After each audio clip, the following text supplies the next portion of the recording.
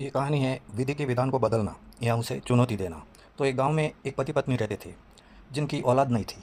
उसी गांव में एक महाराज रहते थे। तो पति पत्नी ने दोनों विचार किया कि क्यों नहीं हम महाराज के पास चलते हैं और उनको पूछते हैं कि हमारी संतान होगी या नहीं होगी। वो दोनों महाराज के पास में गए। तो महाराज ने बताया आपकी संतान होगी आज से 4 साल बाद में। तो 4 साल बाद में उनको एक बेटा हुआ। उन दोनों पति पत्नी ने विचार किया कि क्यों नहीं महाराज के पास जाए और इस बच्चे को भी आशीर्वाद दिला के लाए। तो महाराज बच्चे को देखते ही बोले ये बच्चा आपके कुल के ऊपर दाग लगाएगा, कोई नीची लड़की से शादी करेगा।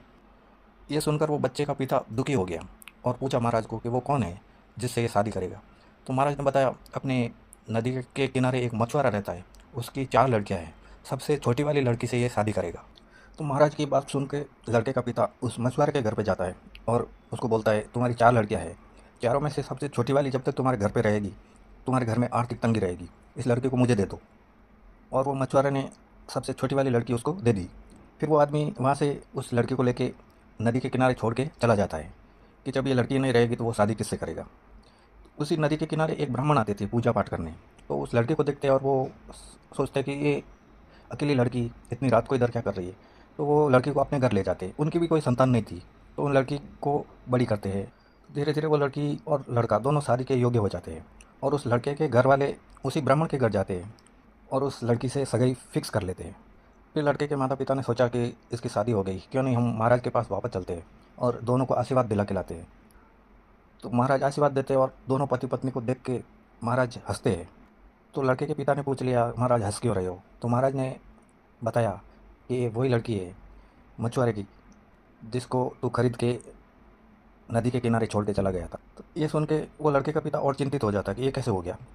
फिर वो लड़का तो काम पे निकल जाता है और थोड़े दिनों बाद में वो पिता लड़के का लड़की को बोलता है कि चलो मेरे साथ में नदी किनारे कुछ काम है।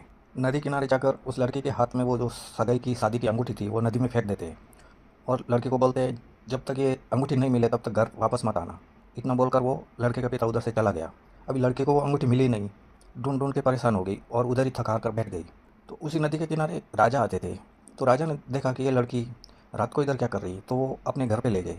फिर वो लड़की उनके घर पे ही रहती और उनका कामकाज करती, खाना बनाती। तो एक दिन वो राजा के लिए मछली बना रही थी, तो मछली काटी और मछली के अंदर से वो अंगूठी निकली और उस अंगूठी को लेकर वो अपने पति के घर चली गई और उन सबको वो अंगूठी दिखा रही है। उसके हाथ में अंगूठी देखकर लड़के के माता पिता यानी उसके सास ससुर ने भी ये एक्सेप्ट कर लिया कि हम विधि के विधान को नहीं बदल सकते, जो भाग्य में लिखा है वो होकर ही रहेगा।